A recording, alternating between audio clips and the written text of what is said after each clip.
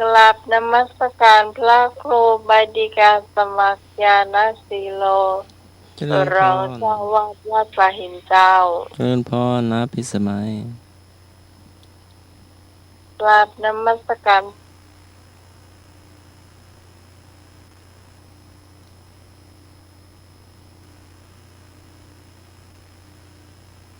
ฮัลโหลฮัลโหล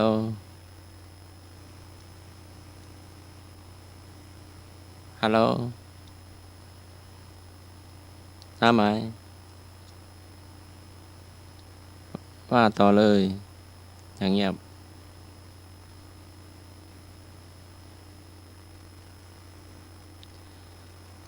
10 นิ้วขอนอบน้อมแด่องค์สมเด็จพระสัมมาสัมพุทธเจ้าพระพุทธพระธรรมพระสงฆ์ตลอดถึงพระอรหันต์ผู้ห่างไกลจากกิเลสและบรรลุธรรมด้วยความเคารพอย่างสูง10 นิ้วขอกราบถวายความเคารพพระมหาเถรานุเถระทุกตัวทุกตนด้วยความเคารพอย่างสูงมีหลวงพ่อพระครูปริยัติยานุศาสตร์หลวงพ่อพระครูโคสิทธิ์หลวงพ่อ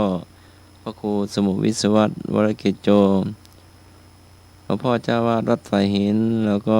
หลวงพ่อผู้อำนวยการสถานีวิทยุพุทธศาสนาและวัฒนธรรม FM 104.50 เมกะเฮิรตซ์ที่เมตตาอย่างสูงแล้วก็นมัสการอาจารย์เอาละครับผม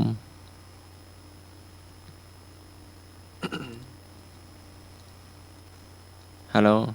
เดี๋ยวติดต่อกันนะอย่างเงียบไปเนาะ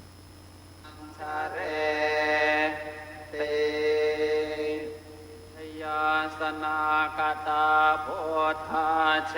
ตวามารัง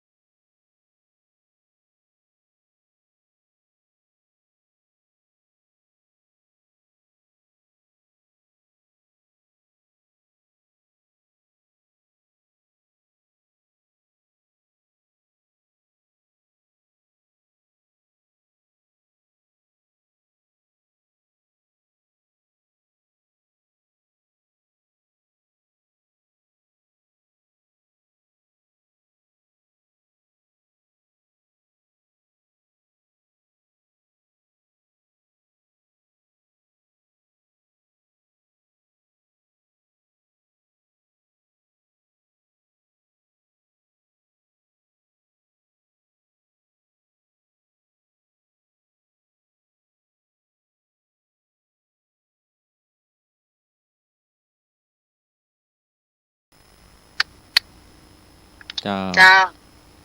ขอน้อมน้อมแด่องค์สมเด็จสัมมาสัมพุทธเจ้าพระธรรมเจ้าพระสังฆเจ้าอันเป็นสรณะที่พึ่งของหมู่เฮาทุกคนขอกราบนมัสการพระครูปริยัติยานุศาสตร์ที่ปรึกษาเจ้าคณะอำเภอเมืองเชียงใหม่เจ้า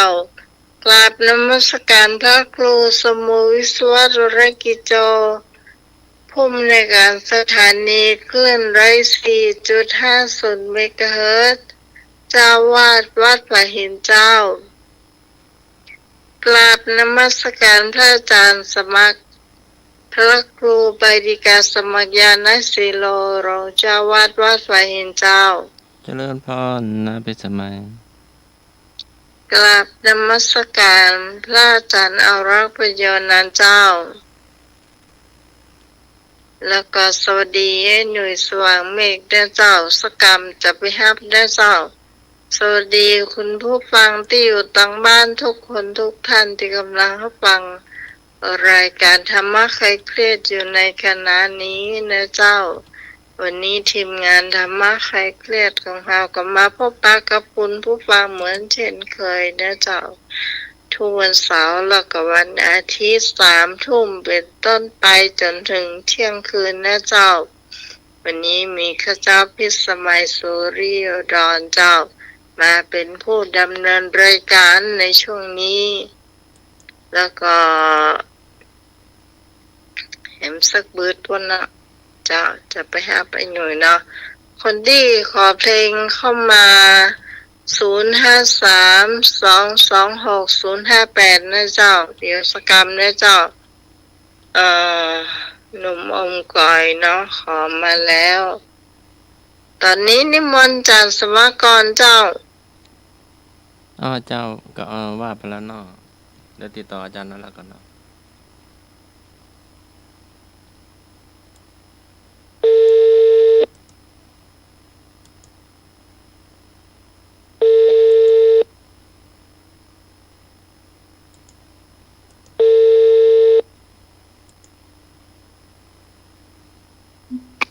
ครับมาแล้วครับครับผมนิมนต์แล้วครับผมขอกราบน้อมอย่างคุณพระติตรัยรัตนผ่านแก้วพระเกี่ยวเจ้าต่างๆประการไม่มีพระพุทธพระธรรมพระสงฆ์อันเป็นสารณะที่เปิ่งของหมู่เฮาต่างหลายขอกราบไหว้สาปุญญาบารมีธรรมท่านอาจารย์ท่านพระครูสมุทิสุวัฒน์วรกิจโจผู้อำนวยการสถานีวิทยุคลื่นพระพุทธศาสนาการศึกษาและวัฒนธรรม 104.50 ท่านเจ้าวาดวัดไฝหินพร้อมไปด้วยพระสงฆ์องค์เนนทุกรูปทุกองค์ด้วยความเคารพอย่างสูงสุดยิ่งครับผมขอกราบนมัสการท่านอาจารย์ท่านพระครูใบดิกาสมัครญาณศิโลด้วยความเคารพครับผมครับผมสวัสดีโยมปี้พิสมัยผู้ดำเนินรายการจ้านมัสการเจ้าหนุ่ยเตเนอร์สวัสดีลุงหนุ่ยตัวแล้วก็ขอเจริญปอนคณะสัตยาญาติโยมศรัทธาสาธุชนคนดีเฮาทุกท่านวันนี้ก็มาปะกันแถมแล้วในรายการธรรมะคลายเครียดประจำวันอาทิตย์วันนี้เป็นวันอาทิตย์ที่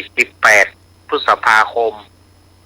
พุทธศักราช2568วันนี้อย่างเลข8โจรกันเนาะเดือน8เหนือดูเดือน6ใต้แฮมมานี่7ค่ำพร่ำว่าเป็นวันพร่ำว่าเป็นวันโกนนะวันพรุ่งนี้เป็นวันพระวันศีลวันพรุ่งนี้รายการธรรมะคลายเครียดก็ปิกมาปะสถานญาติโยมเนาะก็เพื่อบ่ให้เป็นการเสียเวลาก็เชิญโยมปี่ได้ดำเนินรายการลำดับต่อไปเลยเนาะเจ้าแต่เจ้ามีหนุ่มมมก่อยเนาะขอเพลงเข้ามาฝนเทลงมาจุอ้ายซึกมากับพี่นานใจแตกเนาะนุ่มดอยเต่าน้องไปอยู่เอาเดียวกันเขากำลังนั่งกินข้าวจานสมาร์ทโทรลูกวัดไอ้ยังมาวัดปูคำสัมปตองคนน่ะโอ้เขาก็ได้ว่าอย่างเจ้าไอ้นึกขอเพลงสักเพลงนะครับเจ้าขอเพลงอาเวจีใจของยอดรักเสือใสเจ้าเวจีใจยอดรักเสือใสเจ้าครับขอบคุณครับมาแล้วไอ้นึกเขา